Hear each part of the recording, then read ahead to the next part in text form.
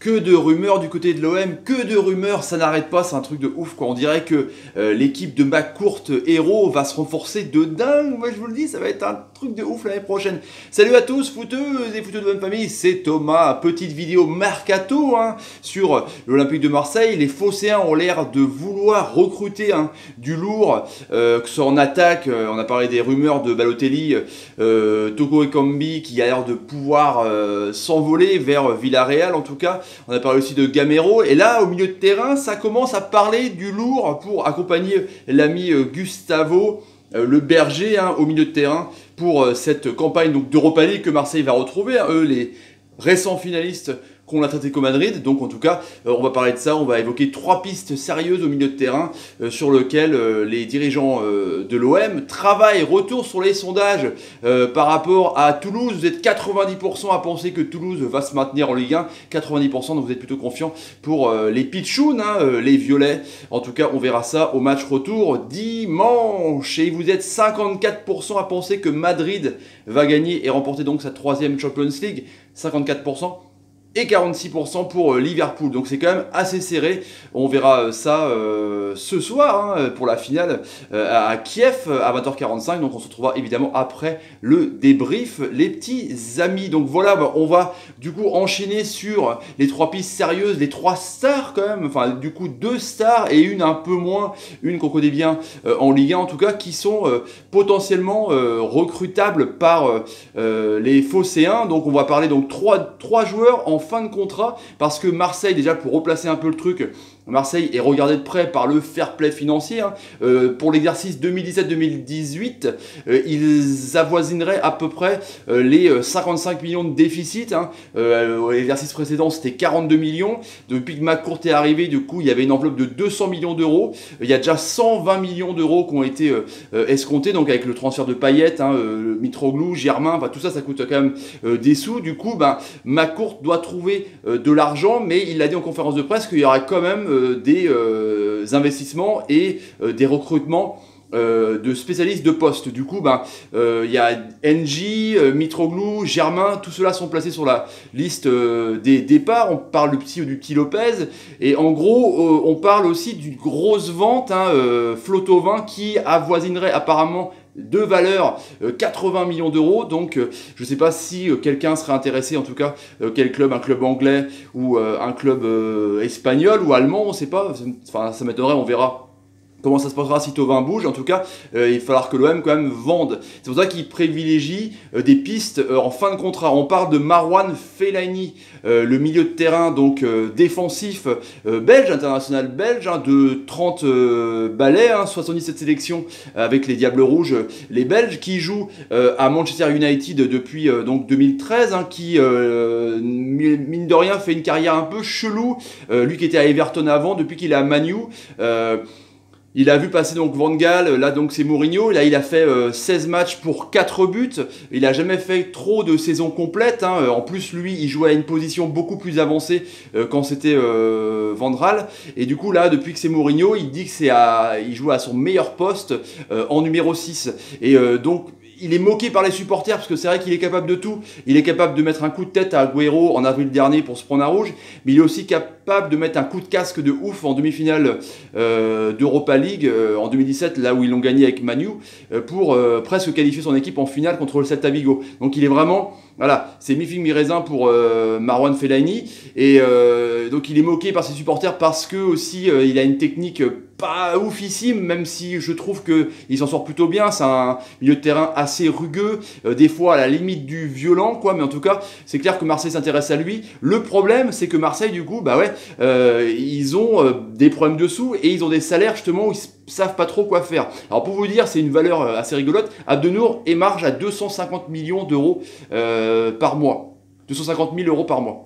250 millions, c'est quand même beaucoup. 250 000 euros par mois. Donc c'est assez énorme quand même pour le signaler, alors qu'il ne joue pas du tout, l'ami Abdenour. Et là, du coup, Fellaini à 138 000 euros semaine. On est d'accord ? 6,5 millions par an. Du coup, il va falloir quand même faire des efforts. Les agents de Fellaini auraient rencontré Zubizarreta à la commanderie. Du coup, c'est en train de négocier, même s'ils sont un peu refroidis par le salaire. Mais en tout cas, Fellaini donc est pisté par l'Atlético Madrid, par Milan AC. Milan AC qui est aussi regardé de près par le fair play financier, les hommes de Gattuso. Monaco aussi aimerait bien rapatrier Fellaini. En tout cas, voilà, ça fait un salaire de 6,5 millions par an, c'est beaucoup. Il faudrait peut-être qu'il baisse ses prétentions salariales ou alors que Marseille dégage des mecs. On sait que Payet, par exemple, émarge à 500 000 balles par mois. Tu te dis quand même que c'est, même s'il a fait une bonne saison, mais c'est quand même assez énorme. Donc ils sont quand même capables, je trouve, de payer Fellaini à 552 000 euros. Ouais, pour 50 000 euros près, on s'en truffe un peu, on est d'accord, quoi. Et du coup, voilà, Fellaini, c'est en discussion, mais ça a l'air assez compliqué. Je pense que ça fera un bon renfort, en tout cas, pour Marseille. Imaginez Gustavo et Fellaini, en termes de coiffure, c'est complètement énorme. Deuxième grosse star pistée, donc c'est Yaya Touré. 35 balais, 85 sélections avec la Côte d'Ivoire, eux qui avaient remporté la CAN en 2015. Du coup là c'est le Cameroun qui a remporté en 2017. Yaya Touré, donc c'est quand même un gros joueur, on est d'accord quoi. C'est un gars qui a eu une coupe Champions League en 2009 avec Barcelone, hein, qui a été énorme avec City, hein. Je parle donc du titre en 2014 où il jouait, c'est clair, à une position beaucoup plus avancée. C'est un milieu def, là maintenant il rejoue sentinelle, mais avant il était un peu plus box-to-box. Il a marqué 20 buts en 2014, et là il est un peu au placard avec Guardiola. Il est remis un peu au goût du jour justement en cette position de sentinelle. Il marque entre 5 et 6 buts. Bon là il n'a pas fait beaucoup de matchs, il a fait seulement que 10 matchs cette saison, 0 buts.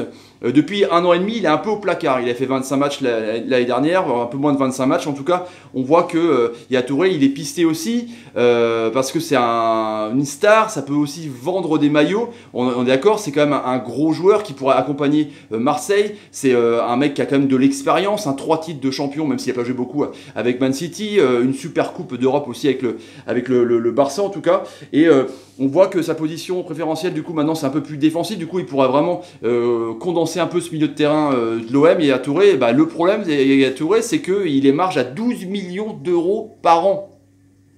12 patates, 247 000 euros semaine. Donc c'est un peu tendu, c'est quand même 1 million par mois. C'est quand même le double de Payet. C'est un Abdenour par semaine. Vous imaginez, quoi, sans déconner. Mais, comme pour Balotelli, Puma, le nouveau équipementier de Marseille, serait en train de faire des montages financiers pour pouvoir justement signer des stars. Donc Balotelli est avec Puma, Yaya Touré est depuis longtemps avec Puma, du coup ça pourrait se faire comme ça avec des montages financiers. Donc on pourra pas voir Yaya Touré du côté de l'OM, et ça ferait quand même un beau milieu de terrain. Imaginez voilà, un Gustavo et Touré, franchement, t'as le temps de voir venir pour la Coupe d'Europe et pour le championnat de France. C'est clair et net, je trouve que c'est assez incroyable. Évidemment, la troisième piste, c'est Yohan Cabaye, qui a 32 ans, qui est aussi libre comme Yaya Touré. C'est des mecs libres, des mecs d'expérience qui sont libres. 32 ans, on le connaît, hein, avec en 2011 le doublé Coupe Championnat avec Rudy Garcia. Donc Rudy Garcia le connaît bien, hein. Du coup, il sait très bien jouer. Lui, il joue un peu plus. Hein. Il a joué 31 matchs avec Crystal Palace. Crystal Palace qui se maintient en Premier League. Il est depuis 3 ans à Crystal Palace. Il était avant à Newcastle, lui qui était parti avec cette équipe, un peu comme tous les Français étaient partis là-bas. Je parle de Aubertin, Rivière, enfin bref, les mecs qui avaient complètement presque disparu. Ben Arfa aussi avait fait partie de cette aventure un peu plus tard. Et du coup, Cabaye, lui, voudrait venir à l'OM. En tout cas, il est assez chaud pour venir à l'OM. Et lui, il a un côté assez... donc 48 sélections, de l'expérience en équipe de France. Il a fait un prêt raté au PSG, on s'en souvient, en 2014. Et lui, du coup, il serait chaud. Et en plus, il est pas très très cher en salaire. C'est un peu moins cher en tout cas. Il est à 118 000 euros. Donc semaine, ça équivaudrait, voilà, donc en gros à 400 000 boules, 440 000 boules pour l'OM.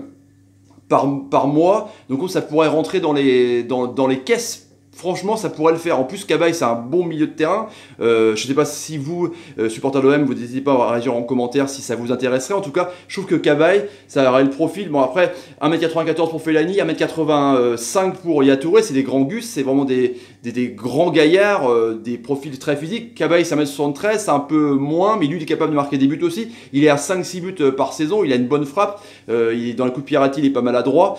En tout cas, un milieu de terrain qui marque des buts, c'est assez intéressant. Et lui, dans un profil justement avec Gustavo qui jouerait vraiment un peu plus haut dans ces cas-là, et lui en numéro 6, ça pourrait être super intéressant techniquement. Je trouve que Cabaye, ça pourrait être une bonne pioche. En plus, lui, voilà. Il dit plus ou moins que l'OM l'intéresserait, mais que voilà, il faudrait quand même qu'il discute. Et en tout cas, c'est le mec le moins cher, en fin de contrat aussi, avec Crystal Palace. Donc voilà pour les 3 pistes de Marseille, hein, Fellaini, Yaya Touré, Yohan Cabaye. Mine de rien, ça commence à bouger sévère du côté de l'OM. Voilà les amis, donc le petit sondage du soir, ou de la vidéo, parce qu'on n'est pas forcément le soir, ça dépend quand vous regardez la vidéo. Quel milieu vous voulez choisir, vous? Fellaini, Yaya Touré ou Cabaye? Fellaini, Yaya Touré ou Cabaye? On répondra dans une prochaine vidéo à cette réponse. Voilà les amis, si vous avez envie de vous abonner, n'hésitez pas à taper sur ma ganache, à partager la vidéo, c'est le nerf de la guerre, c'est comme ça, à faire des pouces quand par exemple, quand Yaya Touré vous fait une bonne passe comme à l'époque. Voilà les amis, à mettre des commentaires, ce que vous en pensez. Allez, je vous laisse les amis, ce soir pour le débrief de la finale, ce soir. Je suis fatigué, ce soir, je suis déjà fatigué. Et ça marche pas la technique, donc je fais ça. C'est pas possible, ça marche pas, stop.